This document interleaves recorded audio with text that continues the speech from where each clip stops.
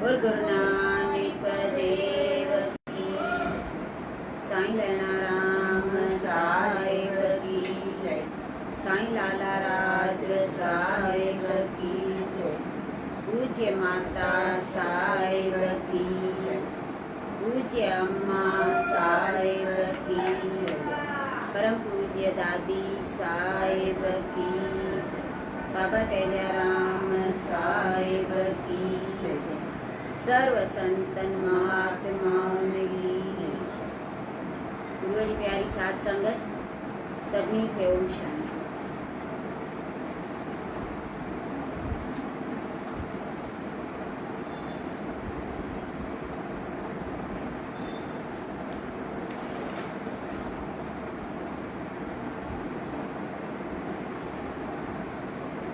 हल्कियुनि तकलीफ़ुनि ते पाण खे हेर त ॻरियूं तकलीफ़ूं तकलीफ़ न ॾींदई। पाण खे सभिनी ॻाल्हियुनि ते हिरियल रखूं। दुख में सुख में काई बि ॻाल्हि अचे, काई तकलीफ़ अचे, ख़ुशी हुजे ग़मी हुजे, मतिलबु सभु हिकु जहिड़ो करे ॾिसूं। जे तो पहिरियों हल्कियुनि हल्कियुनि तकलीफ़ुनि ते पाण खे हेर भई हीअं बि थींदो आहे, हीअं बि थींदो आहे, पोइ ॻौरियूं तकलीफ़ूं तकलीफ़ न ॾींदियूं। दुख सहण ते भई हिरियल हूंदासीं त उहे पोइ दुख जेके असां अंदरि खणी था वठूं न, पोइ उहो न थींदो। अंदरि असांखे काई बि मुश्किलात या तकलीफ़ अचे थी त असांजो अंदरि सॼो ॾींहुं थो हले, हीअं छो थियो, हीअं छो थियो, तंहिंखां हीअं थिए हा, हूअं थिए हा, मां छा कयो आहे, अहिड़ो कर्म कहिड़ो कयो आहे जो मूंसां हीअं थियो आहे। त ई चए थो दुख तकलीफ़ूं जेके बि अचनि उन ते पाण खे हेराए। अॻे मां ॿुधायोमांव त हिकु दफ़ो असां शादीअ ते विया हुआसीं,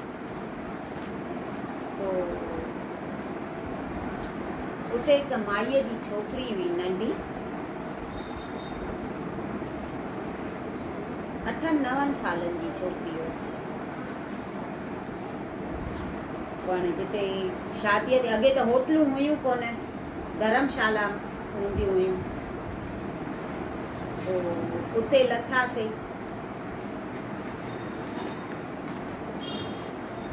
त उहा माई छोकिरीअ खे चएसि थी सनानु करे अचु। त बाथरूम में वञे, छोकिरी मोटी थी अचेसि, चएसि थी मां अहिड़े बाथरूम में सनानु न कंदी मैं। त माणस चए पई जो भई असांजा उते बाथरूम अहिड़ा हूंदा आहिनि, रूम बि न हुजनि, या अहिड़नि बाथरूमनि ते हिरियल आहे त अहिड़े बाथरूम में कीअं सनानु कंदी। त उन जी ससु बि उते आई शादीअ ते। हूअ अलॻि रहंदी हुअसि, पाण अलॻि रहंदी, ससु अलॻि रहंदी हुअसि। त ससुणसि नूंहंसि खे एॾा दड़का ॾिनईसि त छा हेरायो अथई तो ॿारनि खे, घर जहिड़ो सुख किथे मिलंदो आहे छा? एतिरो त ॿार खे सम्झाइजे न त ॿाहिरि हलिबो आहे त जिते जेको मिले उहो हलाए वठिबो आहे, की न तुंहिंजो बाथरूम रूम जहिड़ो हूंदो त सभिनी हंधि रूमनि जहिड़ा बाथरूम तोखे मिलंदा छा?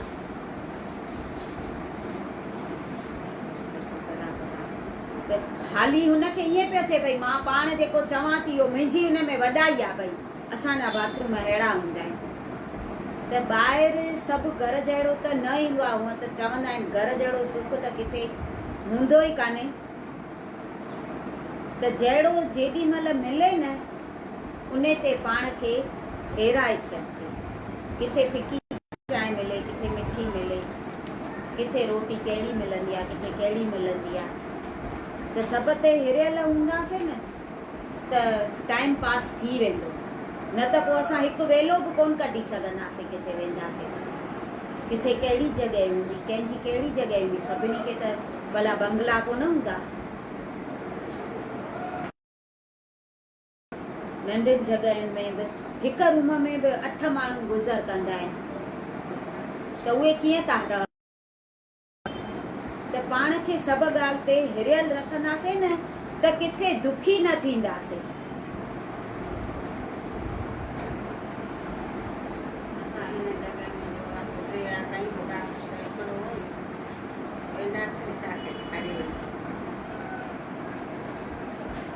नरक जा दुख सहणा न पवंदई जेकॾहिं हिते जा दुख सहण सिखंदे। हिते जा चए थो दुख सहण सिखंदे त पोइ अॻिते नरक जा दुख सहणा न पवंदा। त नरक खां त हे दुनिया जा दुख जेके आहिनि बि मामूली उहे सहण सिखजनि। नरक जूं त कहिड़ियूं भाइयूं आहिनि जिन में सहनशीलता कान्हे से परलोक में गौरा अजाब सहंदा। जंहिंखे सहनशीलता न हूंदी आहे उहे हिते ई दुखी हूंदा आहिनि त परलोक में वरी सुखी कीअं हूंदा। पंहिंजो पाण खे पिया दुखी सम्झंदासीं सहनशीलता आहे कान त चवंदासीं हीअं मूंसां हीअं हली, मूंसां हीअं हिन कयो, हीअं हिन कयो, मां हिन सां सुठो हलियसि तॾहिं बि हिन हीअं कयो, मूंखे कुझु सहंदी कान्हे। केरु तिर चए त उहो सही न सघूं त उहा ॻाल्हि पोइ सॼो ॾींहुं पई हले। तॾहिं पंहिंजो पाण खे दुखी सम्झंदा आहियूं। ऐं सहनशीलता जंहिंखे हूंदी आहे न उहो पंहिंजो पाण खे दुखी कॾहिं न सम्झंदो, छो जो दुखी उहा पोइ थींदी ई कोन्हे। सभु जो सही वेंदी, सभु ॻाल्हि में पाण खे हिरियल रखंदासीं त सभु सही वेंदासीं। ऐसा भी होता है, यह वक़्तु भी गुज़र जाएगा। दुख जो वक़्तु आयो आहे त उहो बि गुज़री वेंदो, जे सुख जो आयो आहे त उहो बि गुज़री वेंदो। सुख बि त सदाईं नथो रहे न, त दुख वरी थोरी सदाईं रहंदो।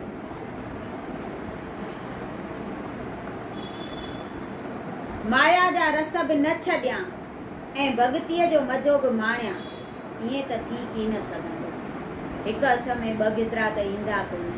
जेको माया जा रस बि न छॾियऊं ऐं भक्तीअ जो मज़ो बि माणियूं, ईअं त असली कोन थींदो। ॿिन्ही मां हिकु त छॾिणो ई पवंदो। कुझु पाने के लिए कुझु खोना पड़ता है। त जॾहिं हिकु रस असां छॾींदासीं तॾहिं ॿियो रस असां वठी सघंदासीं। जॾहिं माया जा रस छॾींदासीं तॾहिं त भक्तीअ जो रस मिलंदो, तॾहिं ख़बर पवंदी हुन में कहिड़ो आनंद आहे। अॻे ॿुधायोमांव त ॿ माकोड़ियूं हुयूं, पाण में साहेड़ियूं हुयूं। हिकु रहंदी लूण जे पहाड़ ते ऐं हिकु रहंदी मिस्रीअ जे पहाड़ ते।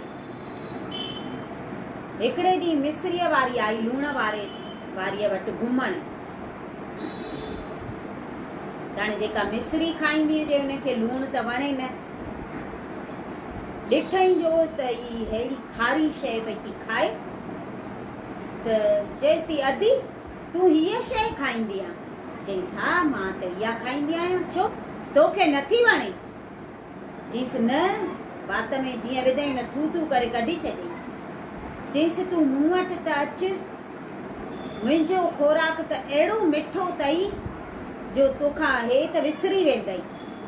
चईसि ईअं? चईसि चङो, सुभाणे मां ईंदीमांइ तो वटि। ॿियो ॾींहुं थियो, उहो लूण वारी वई मिस्रीअ वारीअ वटि खाइण। वई जो त चएसि थी अदी तुंहिंजी बि त खोराक मूं जहिड़ी अथई। उहा वाइड़ी थी वई, चई हे छा थी चए? काथे लूण काथे मिस्री, मिस्री मुंहिंजी हेॾी मिठी त हिनखे मिठी नथी लॻे। त चएसि थी अदी इहो कीअं थी चए? मुंहिंजी खोराक एॾी मिठी आहे, तुंहिंजी अहिड़ी खारी। त चईसि न, मूंखे त मिठी कान थी लॻे, जहिड़ी मां खाईंदी आहियां अहिड़ी अथई। त हुन माकोड़ीअ ॾिठईसि, चईसि वात त खोल। वात खोलियईं त अंदरि लूण जो ॻंढो उहा विझी आई हुई। त मतां मूंखे हुनजी खोराक न वणे त मूंखे पंहिंजी पई हुजे। चईसि पहिरियों इहा कढ। लूण जो ॻंढो हुन कढियो। चईसि हाणे अची खा। पोइ त मिस्रीअ खे अहिड़ी चोटी वई, पोइ त मिठी लॻेसि नी। त चए थो ॿ रस कोन मिलंदई, माया जो रस बि असां न छॾियऊं ऐं भॻतीअ जो रस बि माणियूं त ईअं कोन थींदो। जॾहिं हिकु छॾींदासीं तॾहिं ॿियो आनंद माणे सघंदासीं। जॾहिं इहे वहिंवारी जेके दुनिया जा आहिनि न रस, इहे जॾहिं छॾींदासीं तॾहिं उहो असांखे अंदरि में आनंद ईंदो भॻतीअ जो। ओम जी जेका चाश आहे न उहा पोइ असांखे मिठी लॻंदी। पहिरियों हे छॾिणो पवंदो। असां चाहियूं था ॿई मज़ा असां वठूं, पर ॿई मिलंदा कान।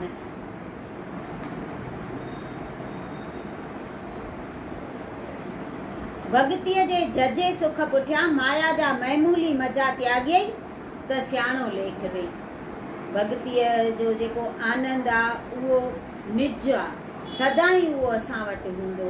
ऐं हे माया जा मज़ा त मामूली आहिनि, कॾहिं हूंदा कॾहिं न हूंदा, अॼु आहिनि त सुभाणे न हूंदा, हे ईअं आहिनि। त चए थो मामूली सुखनि जे पुठियां भई भॻतीअ जे जजे सुख पुठियां माया जा मामूली मज़ा त्यागई त तूं सियाणो लेख ॾे, न त असां सियाणा कोन लेखबासीं। सम्झ खणी तो अॼु ताईं हिन शरीर खे सुठो खाधो सुठो कपिड़ो ॾेई ठीकु रखियो आहे, थी सघे थो हाणे जो हाणे मौत अची मथां कड़कई, शरीर त खाक में खाक थी वेंदुई, तुंहिंजो छा बनंदो, कई कमाई कुट। उहा त मौत जी त हिकु पल जी बि ख़बर कान्हे त केॾी महिल असांजे मथां मौत ईंदो। चए थो अॼु ताईं असां हिनखे सुठे नमूने रखियो हुजे, सुठो खाधो खारायो आहे, सुठो कपिड़ो बि पहिरियो आहे, सभु कयो आहे, पर हाणे ई जो मौत अची वञे त पंहिंजे लाइ असां छा कयोसीं उहो पंहिंजे मन खां पुछूं। शरीर खे त घणेई असां सुठो था रखूं, तुर बि घटि वधि नथो वणे, खाधो जहिड़ो तहिड़ो नथो वणे, तुर लूणु घटि वधि हुजे नथो वणे, मिर्च घटि वधि हुजे त नथो वणे, भाॼीअ जी शिकिल बि सुठी हुजे, सवादु बि सुठो हुजे, शरीर खे बि सभु सुठो खपे, लटो कपिड़ो सुठो हुजे, उहो सभु सम्झ में अचे थो, सभु सुठो कयूं था, खाऊं बि सुठो था, पहिरियों बि सुठो था, पर चए थो थी सघे थो हाणे जो अची असांजे मथां मौत अचे त असां पंहिंजे लाइ छा कयोसीं। शरीर त खाक में खाक थी वेंदो, त असां पंहिंजे लाइ छा कयो आहे उहो ॾिसूं, पंहिंजे जीवन सुधारे जा उपाव कयूं असां, जंहिंजे लाइ असां हिते आया आहियूं।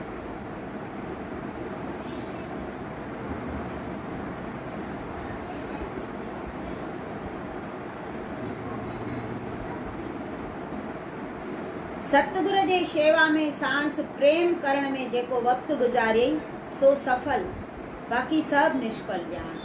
जेको गुरुअ जे शेवा में असां वक़्तु गुज़ारियो आहे उहो ई असांजो सफल आहे, बाक़ी जेको बि कयूं था फर्ज़ अदायूं जेके बि उहे पूरियूं सभु करणियूं आहिनि, पर उहो चए थो सभु निष्फल कयूं।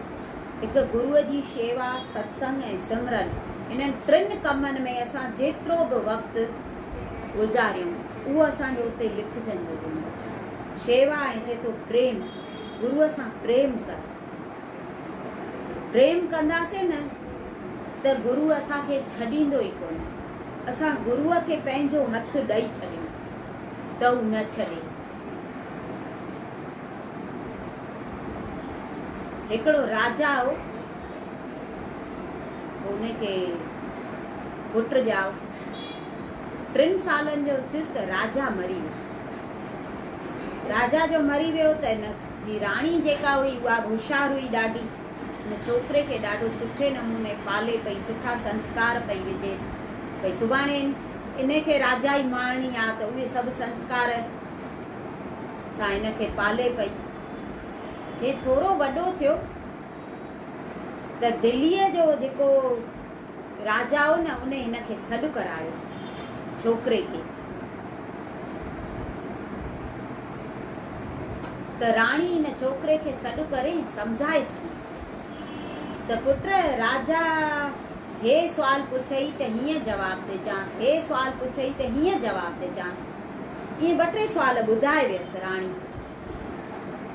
तो छोकिरो तो चएसि त माता तूं मूंखे जो हेॾा सुवाल ॿुधाई थी त हीअं पुछई त हीअं जवाबु ॾिजां, हीअं पुछई त हीअं जवाबु ॾिजां, पर राजा जो कोई अहिड़ो मूंखां सुवाल पुछे जेको तो न ॿुधायो हुजे त उन जो मां छा जवाबु ॾींदोमांसि।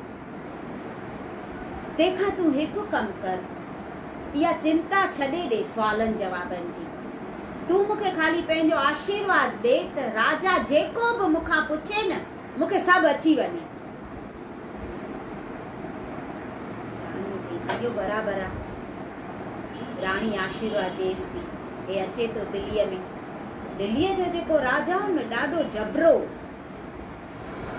हिनखे नंढो ॿारु सम्झी ॾाढो ड्रेजारेसि पियो, चएसि पियो तोखे मूंखे भई टैक्स ॾियणी पवंदई ऐं मां सभिनी खां वॾो आहियां तूं मुंहिंजे हेठां आहे, हीअं आहे, हूअं आहे, हे कुझु जवाब ई नथो ॾिएसि। चुप करे हीअं हथ ॿधी बीह रहियो छोकिरो। न को हा चएसि, न को न चएसि, न को पियो कुझु ॻाल्हाएसि। राजा खे अची गुस्सो लॻो,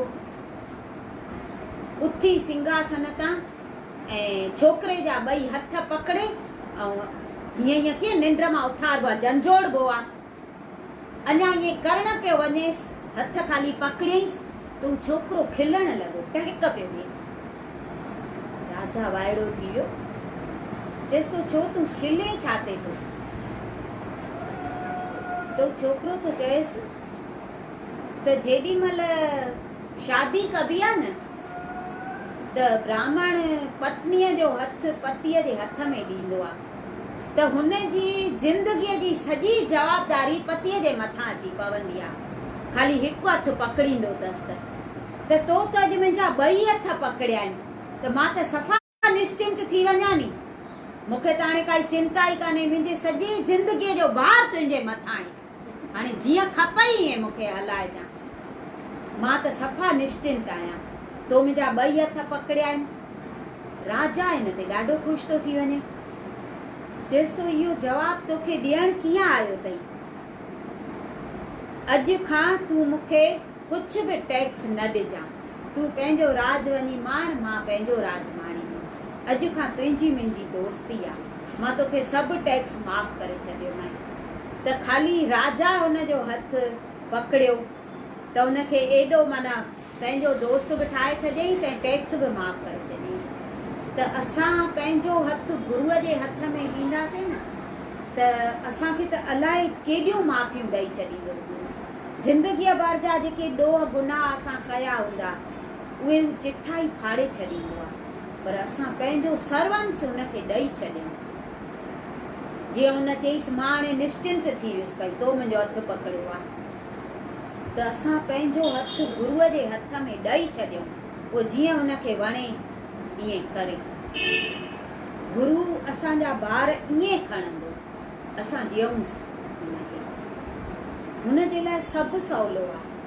असांजे लाइ जेके ॾुखियूं ॻाल्हियूं न उहे गुरूअ जे लाइ सभु सवलियूं, हुनजे लाइ सभु अखि छिंभ में थी वेंदो आहे। छो जो गुरू चवंदा आहिनि भॻवान खां बि मथे आहे, भॻवान खां बि मथे गुरूअ जो दर्जो आहे।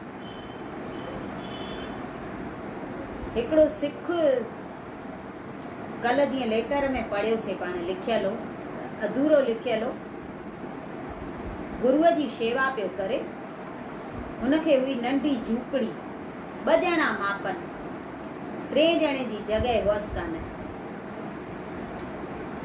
त दर तो खड़केसि,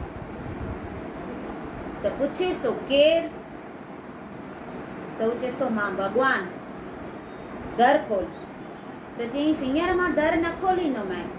चईंसि छो?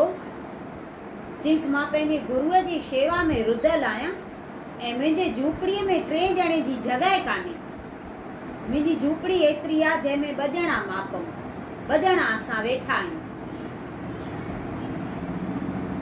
थोरी देरि रखी वरी तो भॻवान दर खड़काएसि, वरी चईंसि केरु? चईंसि मां भॻवान। चईंसि चयो मुंहिंजो त हींअर मां दर न खोलींदोमांइ, 3 ॼणे जी जॾहिं जॻह ई कान्हे, मां पंहिंजे गुरूअ खे विहारियो आहे, मां दर न खोलींदोमांइ। त चईंसि पोइ मां एॾी देरि बीह रहंदुमि छा? चईंसि पोइ न बीह, भले हलियो वञ। ठीकु आहे, हे जॾहिं गुरूअ जे शेवा मां वांदो थियो, गुरू मोकिलाए जेॾी महिल वञे थो त गुरूअ लाइ दर खोलियईं, भई छॾे चांसि दर ताईं। दर जो खोलियईं त भॻवानु बीठो अञा, त चईंसि भॻवान तो जो चई मां एॾी देरि न बीहंदोमांइ, पोइ तूं अञा बीठो आहीं मुंहिंजे लाइ? त चईंसि तो जेका गुरूअ जी शेवा कई आहे, गुरूअ जे करे तो मूंखे दर न खोलियो। माण्हू भॻवान लाइ सिकंदा आहिनि, भॻवान जे दर्शन लाइ इलाही केॾा जप तप भक्तियूं कंदा आहिनि, मां तोखे साम्हूं खां दर्शन ॾियण आयो आहियां, त तूं गुरूअ जे शेवा में रुधल हुए त तूं मूंखे दर न पियो खोले। त इन गुरू शेवा ते त मां ख़ुशि थियो आहियां, तॾहिं त मां तोखे साम्हूं खां दर्शन ॾियण आयो आहियां। त मां ईअं कीअं हलियो वञा तोखे दर्शन ॾियण खां सवाइ। पोइ गुरू वञेसि थो, पोइ भॻवान खे अंदरि वठी थो अचे। माना गुरूअ खे एॾो दर्जो ॾिनो अथनि भॻवान।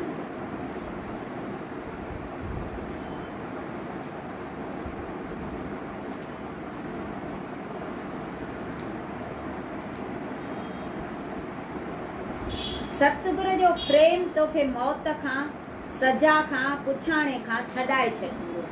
गुरूअ जो प्रेम असांखे सभिनी खां, मौत खां, सजा खां ऐं पुछाणे खां, उते पुछाणो ई न थींदो असांजो, हू चिठा ई फाड़े छॾींदो आहे। पर असां गुरूअ सां एतिरो प्यार कयूं त जेको सतगुरु जो प्रेम तोखे मौत खां, सजा खां ऐं पुछाणे खां छॾाए छॾींदो। उते जो असां खां काई पुछाई न थिए त इन खां वधीक असांखे छा खपे। असांजा लेखा ई माफ़ थी वञनि।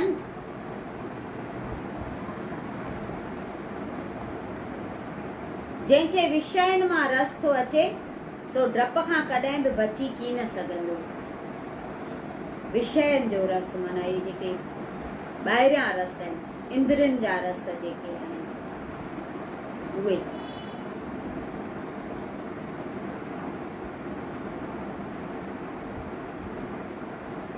डप खां बची की न सघंदो, माना काल जो जेको डप आहे उन खां बची। काल वठणु ईंदो आहे त केॾो अलाए केॾो माण्हुनि खे भउ थींदो हूंदो। चवंदा आहिनि 10,000 विछूं डंग हणनि ऐं एतिरो भई पीड़ा थींदी आहे। सतगुर जे प्रेम लॻ बुछड़ाइण खां बाज अच। ऐं प्रेम में अहिड़ो कमु थींदो आहे, असां हूअं ॿाहिरियों कोई बि कमु कंदा आहियूं न, चाहींदा आहियूं भई हे सुठो कमु थिए, पर उहो एॾो सुठो न थींदो जेतिरो प्रेम में सुठो कमु थींदो आहे। हिकिड़ो कारीगर हो, मूर्तियूं ठाहींदो हो। पोइ हिकु दफ़े हुन भॻवान जी मूर्ति ठाही, कृष्ण भॻवान जी। उहा मूर्ति हिनजी अहिड़ी सुठी ठही, अहिड़ी सुठी ठही, उहा मंदर में रखियनि मूर्ति भॻवान जी। एॾी मूर्ति माना ॼण साक्षात भॻवान वेठो हुजे न, ईअं पियो सभिनी खे लॻे। मंदर में उहा मूर्ति रखियईं राजा उतां जे जेको राजा ॾाढो ख़ुशि थियो, भई हिन मूर्ति ॾाढी सुठी ठाही आहे। त राजा तो उनखे चए कारीगर खे, ताणे तूं मुंहिंजी बि मूर्ति अहिड़ी ठाहे ॾे। राजा जो हुकुम, हिन मूर्ति ठाही, पर भॻवान जहिड़ी मूर्ति न ठही जहिड़ी हिन भॻवान जी ठाही। राजा खे न वणी, चईंसि वरी ॿी ठाहे, वरी ॿी ठाही, तॾहिं बि राजा खे पसंदि न आई। टी ठाही, चौथी ठाही, 10 मूर्तियूं ठाही, पर राजा खे काई मूर्ति न पई वणे। आखिर राजा चईंसि, हाणे जे मुंहिंजी मूर्ति भॻवान जहिड़ी न ठाही अथई न, त मां तोखे फांसीअ ते चाढ़े छॾींदमि। हिन ठाही मूर्ति, राजा आयो ॾिसण, त बि राजा खे मूर्ति उहा बि न वणी। राजा तो चएसि, तोखे मां हेॾो डपु ॾिनो त फांसीअ ते चाढ़े छॾींदोमांइ, तॾहिं बि तूं मुंहिंजी मूर्ति अहिड़ी छो न ठाही आहे? तोखे मौत जो भउ न पियो थिए त मां मरी वेंदुसि, राजा मूंखे फांसीअ ते चाढ़े छॾींदो? त हू हथ जोड़े चएसि तो, राजा मूंखे माफ़ कजां, मूंखे डपु त मौत जो ॾाढो पियो थिए, तुंहिंजो बि डपु थिए पियो त मां राजा जी मूर्ति सुठी ठाहियां। मां शुरूअ खां ई इहो प्रयास कयो आहे त मां मूर्ति तुंहिंजी सुठी ठाहियां जीअं राजा खे वणे। पर मां जॾहिं भॻवान जी मूर्ति पियो ठाहियां न, त जेके मुंहिंजा अंदर मां भाव पियो प्रगट थिए न भॻवान जी मूर्ति ठाहिण महिल, ओहिड़ो भाव तुंहिंजी मूर्तिअ ठाहिण महिल न पियो थिए। मां छा कयां? मां कोशिशि त ॾाढी कई त राजा जी मूर्ति सुठी थिए, राजा ख़ुशि थिए, मूंखे इनाम मिले, पर उहो भाव ई मूंखां प्रगट न पियो थिए जहिड़ी मां भॻवान जे मूर्तीअ महिल प्रेम सां ऐं भाव सां ठाहियां पियो, मुंहिंजो ॾोह इन में कान्हे। पोइ राजा सम्झी थो वञे भॻवानु भॻवानु आहे, मां त आम इंसान आहियां, मुंहिंजे लाइ माण्हुनि खे भाव कीअं प्रकट थींदो। मां खणी भई मौत जो भउ बि ॾिनोमांसि। पोइ राजा सम्झी थो वञे त भई प्रेम सां जेको कमु ऐं भाव सां कबो आहे न, उहो पाण ई सुठो थी वेंदो आहे, ऐं हूअं चाहींदे हूंदे बि सुठो न थींदो आहे।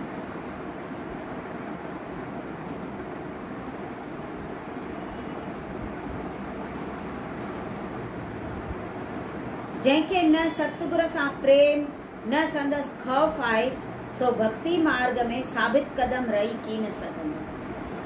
साबित कदम रही माना सदाईं लाइ रही न सघंदो, आख़िर किरी पवंदो। जंहिंखे गुरूअ सां प्रेम बि न हूंदो ऐं उनजो भउ बि न हूंदो। गुरूअ जो भउ बि ज़रूरी आहे। चवंदा आहिनि गुरूअ जे भउ में रहंदासीं न त पोइ उनखे काल न ड्रेजारींदो आहे। गुरूअ जो भउ हुजणु खपे। त गुरूअ असांखे जेके वचन चया आहिनि, जेका उन आज्ञा कई आहे, जेको असांखे शब्द ॾिनो अथई, असां उहो कयूं था की न। जंहिं कम लाइ असां हिते आया आहियूं उहो कमु कयूं था की न। त उहो भउ हूंदो न त करे सघंदासीं। जीअं मां ॿुधाईंदी आहियां, कोड़ीनार वारी अम्मा खे माता जा नाम न पिया ॾियनि। कोड़ीनार वारा अम्मा न कराचीअ पढ़ियल वारा, कराची ॾाढो वॾो शहर आहे न। दादा ॾाढा शौक़ीन हूंदा सभु ॻाल्हियुनि जा, साड़ियूं पाराईंदा हुआसि, पर्स तंहिं टाइम में शोल्डर बैग खणंदा हुआ, कंहिं न खयो हूंदो, ऐं हेॾीअ खुड़ीअ सां सैंडल पाईंदा हुआ, सोने पटे सां वाच।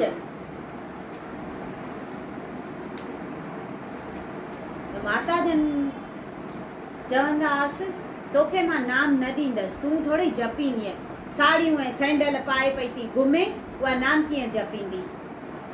अम्मा रोअनि ॾाढो, कोड़ीनार वारा ॾाढो इन्हनि खे प्रेम, भई मूंखे नाम ॾियनि त मां जपियां। चवंदा मां जेको बि सभु कयो नी, मूंखे अंदर में शौक़ु कोन हो, पर मर्द खे ख़ुशि करण लाइ मां सभु कंदी हुअसि। पोइ हिकु दफ़ो रोई करे दादी जन खे चवनि था त तूं सॼो ॾींहुं अम्मा सां घुमे थी, माता जन सां, तूं चओ माता जन खे त मूंखे नाम ॾियनि। पोइ दादी जन चयो माता जन खे त अम्मा उहा ॾाढो सिकई पई थी, नाम ॾिएसि। चईसि पोइ पुछेसि नाम जपींदी, त चईसि हा इहा जपींदई। उनखे ॾाढो प्रेम आहे, ॾाढी उकीर अथसि उनखे। त जेॾी महिल नाम पिया ॾियनिसि न माता जन, तेॾी महिल चवनिसि था त मां जिते बि वेठी हूंदसि मूंखे सभु ख़बर पवंदई त तूं नाम जपे थी की नथी जपे। नाम ॾिनसि, पोइ त माना अम्मा चवनि त मूंखे एॾो भउ वेहिजी वियो, एॾो भउ वेहिजी वियो, जो ईअं फुल्को पचायां नी त ईअं वेलण जले ऐं ॾिसां त उहा मुंहिंजी सुरती हले थी की नथी हले। अम्मा खे ख़बर पइजी वेंदी त नाम नथी जपे। पोइ मूंखे दड़का ॾींदा, अलाए कमु चई कयां, ॿुआरी पायां त बि ॿुआरी जले ऐं ॾिसां त उहा सुरती मुंहिंजी हले थी। ससु खे सीर ॾियां त हथु जले ऐं ॾिसां। अम्मा मूंखे चयो आहे, मूंखे मां जिते बि हूंदमि ख़बर पइजी वेंदसि। चवनि पिया एॾो भउ हो जो भउ में मां पाए वियसि, ऐं इन कम खे ज़रूरी सम्झंदा हुआसीं। हिकु दफ़ो मां पुछांनि पई त तव्हां एॾी भक्ति कीअं करे वियव, हेॾा ॿार हुअव, हेॾो कमु हुअव, की कमु सभु हथ सां कंदियूं, पैसो उहो कोन, ॿार घणा।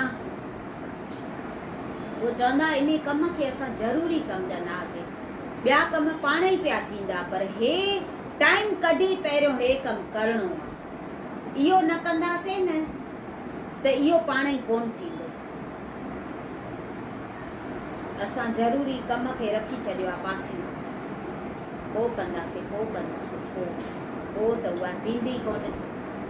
ऐं हे दुनिया जा कम ज़रूरी था सम्झो, इहो करिणो आहे, इहो करिणो आहे। पर इहे चवंदा आहिनि थोरे टाइम में बि थी वेंदा आहिनि, छो जो दुनिया जे कमनि ते असां हिरियल आहियूं, उहे असांखे ॾुखिया न लॻंदा आहिनि। भक्ति असांखे इन करे थी ॾुखी लॻे छो जो उहा हेर कान्हे।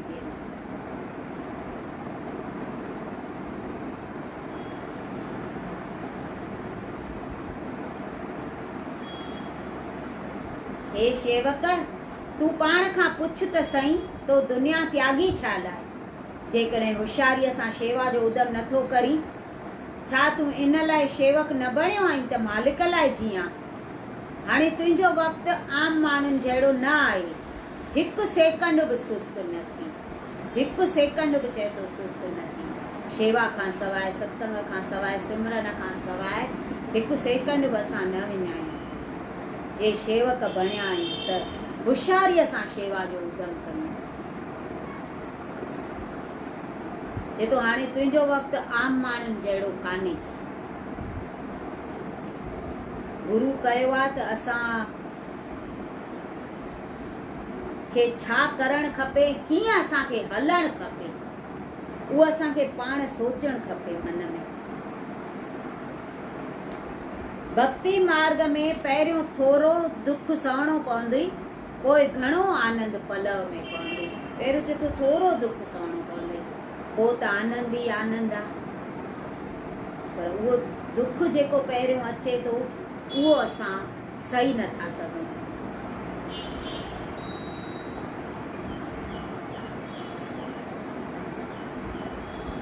बोलो सतगुरु देव भगवान की जय।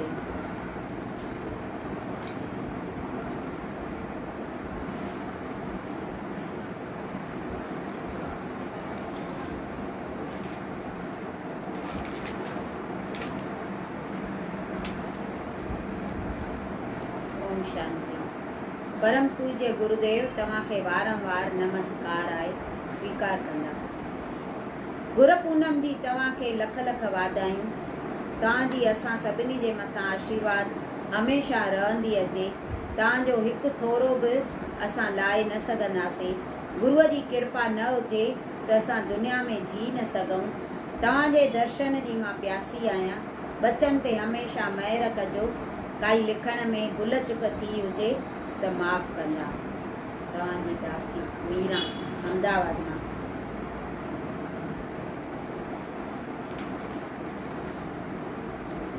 गुरु पूनम की लख लख बधाइयाँ। ओम शांति।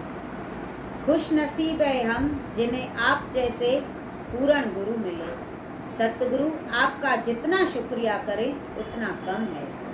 आपके ज्ञान के सागर से ही हम शिष्यों को सत्संग और संगत और सेवा का ज्ञान मिला। आपका ध्यान करने से ही हमारे दुखों का समाधान हो जाता है। आपके ज्ञान से ही हमें गृहस्थ आश्रम में सभी के साथ रहना सिखाया है। आपका ज्ञान हमें हर गलती करने से रोकता है। विश्वास और सतगुरु के वचनों पर चलकर ही हम इस जीवन रूपी नाव को पार लगा सकते हैं। आपकी कृपा दृष्टि सदा हमारे ऊपर और संगत पर बनी रहे। आपकी दासी दिव्या देवनानी, अहमदाबाद। लिखने में कुछ गलती हो तो दासी समझ के माफ करना।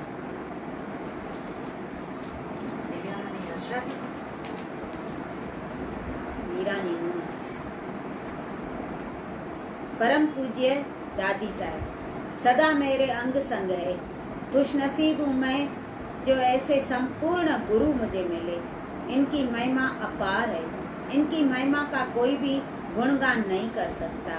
पूज्य दादी जन के कई रूप है जो हर पल हर वक्त वे अपने शिष्य अपने बच्चों के साथ होते हैं। जब भी कोई उनको दिल से याद करता है या पुकारता है तो वे प्रत्यक्ष होते हैं। पूज्य दादी जन ने सबका विश्वास जीत लिया है। जिसने भी उनको तकलीफ में याद किया है उसी वक्त अंग संग रहकर उनकी मदद की है।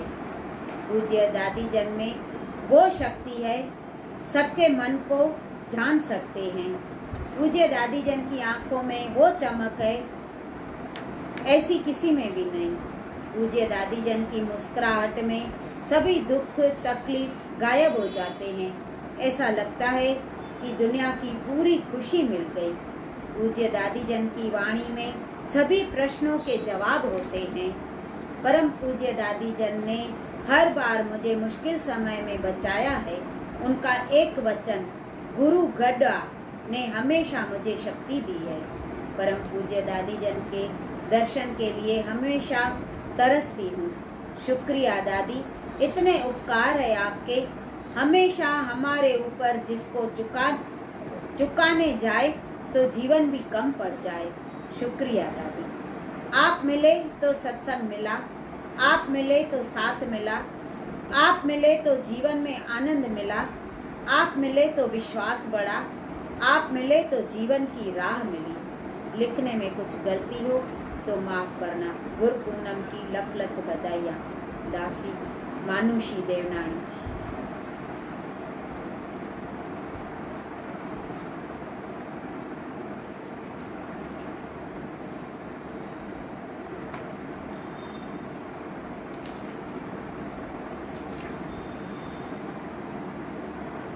ओम शांति।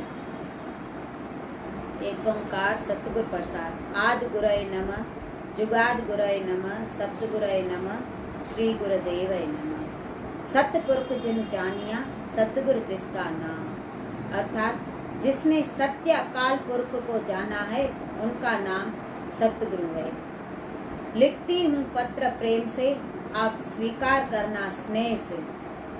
जो मेरे जीवन का आधार है, जो मेरे जीने की वजह है, हर सांस हर लम्हा जिनके लिए जीना है, ऐसे मेरे प्यारे सतगुरु को गुरु पूर्णिमा की बहुत बहुत बधाई। हमारी प्यारी साथ संगत को भी गुरु पूर्णिमा की बधाई। मेरे प्यारे सतगुरु, कर हमें स्वीकार, रोज आए तेरे दरबार। भेंट करे आपको ये विकार, मन की ना सुने पुकार। सुने तो बस तेरे विचार, करे सदा तेरा दीदार। तू ही हमारा संसार, सबसे ज्यादा करे तुझे प्यार। हे मेरे प्यारे सतगुरु, तुझ आगे विनती है मेरी, हर साल तुझे गुरु पूर्णिमा पे एक विकार भेंट करूं। ऐसी कृपा मुझ पर करना। आप ही ने एक दिन सत्संग में कहा था कि इंसान क्या क्या नहीं कर सकता है, पर अफसोस इंसान कर ही क्या सकता है अगर भगवान की मर्जी ना हो तो आज के दिन यही कहूंगी कि मेरे भगवान आप ही हो। अगर आपकी मर्जी होगी तो ही मैं विकार भेंट कर पाऊंगी। हे मेरे सतगुरु, कृपा करना। कहते हैं इंसान मोह माया में फंसा हुआ है, पर अगर ये मोह माया ना हो तो इंसान एक दूसरे की तरफ देखे भी नहीं। संसार में आने के बाद मोह भी जरूरी है, पर उस मोह को पकड़ के रखना जरूरी नहीं है। जैसे माता जन का वचन है कि केवी पवन सब थावन में, पर चखे कुछ भी ना। सब संत केवी की तरह होते हैं। ऐसे दंदन है हमारे साईं लाला राज, और ऐसे दंदन है हमारे प्यारे दादी साहब। जैसे खाने की चीजों में शक्कर और नमक महत्वपूर्ण है, वैसे ही इंसान के जीवन में संसार और सद्गुरु दोनों महत्वपूर्ण है। संसार इंसान के लिए जीवन में शक्कर की तरह है, उसी तरह सतगुरु इंसान के जीवन में नमक की तरह है। जैसे कि दूध हम शक्कर के बिना पी सकते हैं, वैसे ही इंसान संसार के बिना रह सकता है। जैसे नमक के बिना सब्जी का स्वाद नहीं होता, उसी तरह सद्गुरु के बिना इंसान के जीवन का कोई महत्व नहीं होता। मेरे प्यारे दादी साहब से अंत में यही अरदास है कि सिमरूं तुझे हर सांस, बस यही एक आस। सदा रहना हमारे पास, आज्ञा में रहे सदा ये दास। बिलासपुर से आपके चरणों में रहने वाली टिलवानी फैमिली। ये चंदू कमल ये कौन है?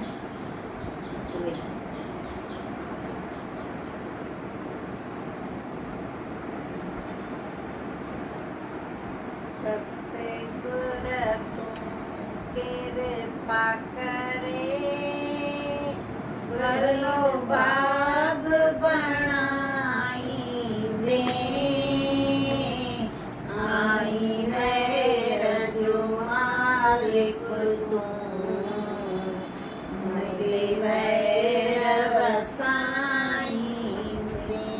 शल मैरव साईंदे सतगुर तूं कृपा करे भलो भाग बणाईंदे आई मैर जो मालिक तूं मते मैर वसाईंदे शल मैर वसाईंदे ब्यादर दुनिया जा छॾे दर तुंहिंजो पकिड़ियो मूं ब्यादर दुनिया जा छॾे दर तुंहिंजो पकिड़ियो मूं तुंहिंजो प्यार सच्चा साईं दिल सां जकिड़ियो आहे मूं तुंहिंजो प्यार सच्चा साईं दिल सां जकिड़ियो आहे मूं अंधकार कढी दिल मां नई जोत जगाईंदे अंधकार कढी दिल मां नई जोत जगाईंदे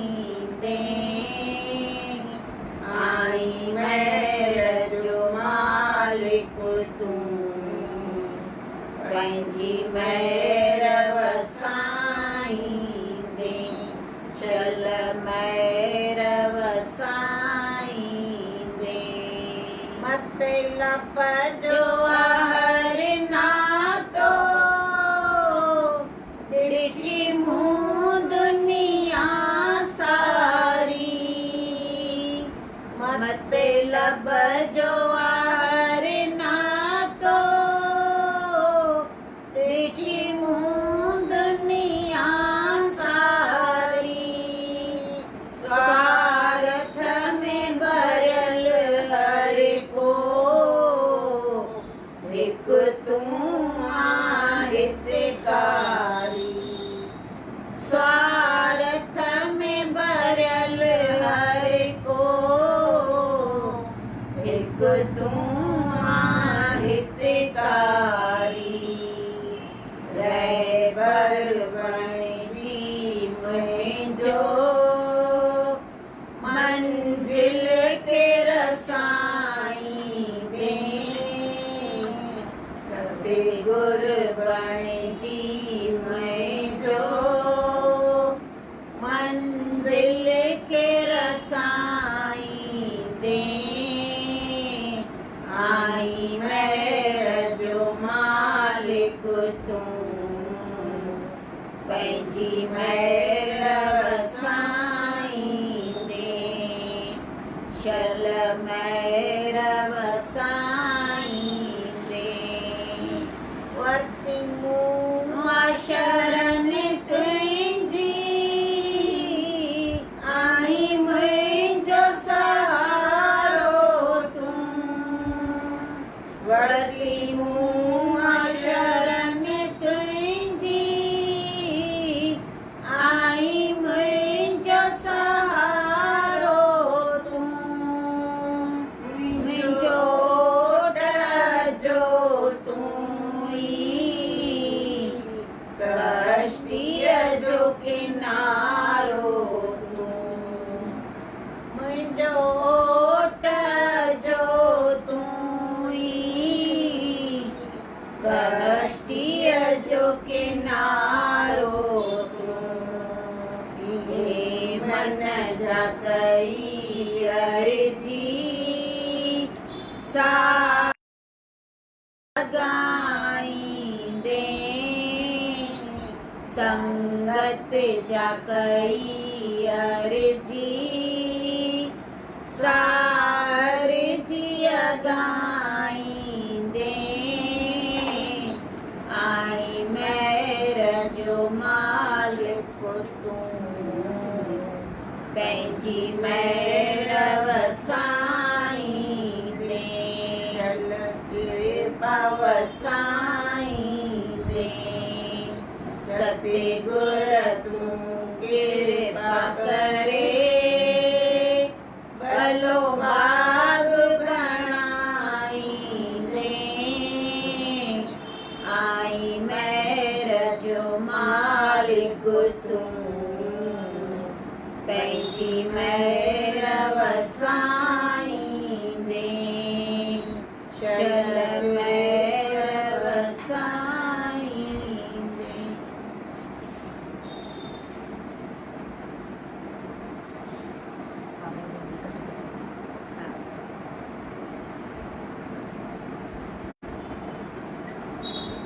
बाबा टेल्याराम की न छॾींदो बाबा टेल्याराम की न छॾींदो ॾींदो ॾींदो वॾीअ दिलि सां ॾींदो हो ॾींदो ॾींदो वॾीअ दिलि सां ॾींदो जेके ईंदा वसी वेंदा जेके ईंदा वसी वेंदा दुआ जा दरड़ा खोले वेंदा ओ दुआ जा दरड़ा खोले वेंदा साईं दुखड़ा ऐं दर्द कटींदो साईं दुखड़ा ऐं दर्द कटींदो ॾींदो ॾींदो वॾीअ दिलि सां ॾींदो ओ ॾींदो ॾींदो वॾीअ दिलि सां ॾींदो